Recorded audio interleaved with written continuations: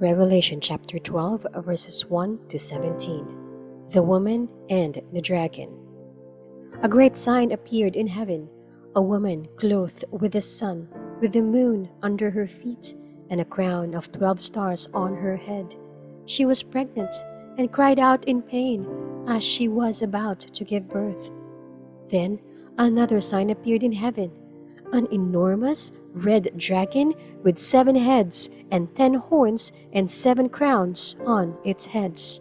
Its tail swept a third of the stars out of the sky and flung them to the earth.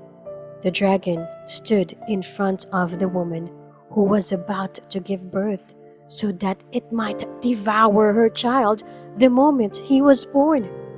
She gave birth to a son, a male child, who will rule all the nations with an iron scepter.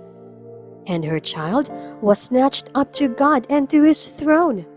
The woman fled into the wilderness to a place prepared for her by God, where she might be taken care of for 1,260 days. Then war broke out in heaven. Michael and his angels fought against the dragon, and the dragon and his angels fought back. But he was not strong enough, and they lost their place in heaven.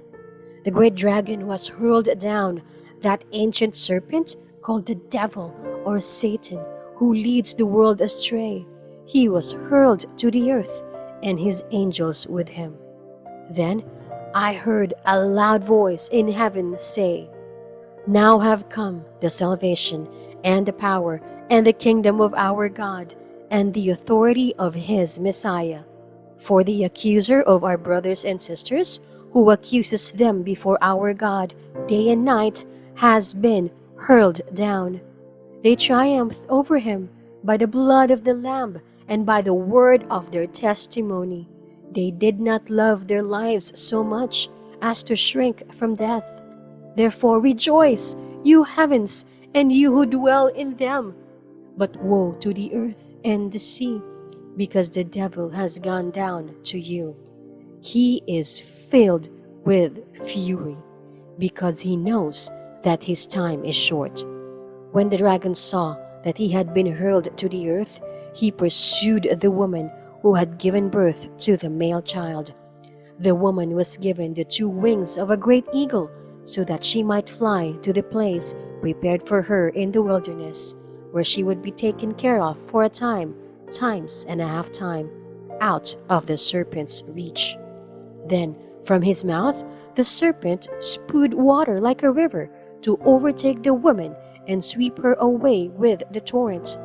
But the earth helped the woman by opening its mouth and swallowing the river that the dragon had spewed out of his mouth. Then the dragon was enraged at the woman and went off to wage war against the rest of her offspring, those who keep God's commands and hold fast their testimony about Jesus.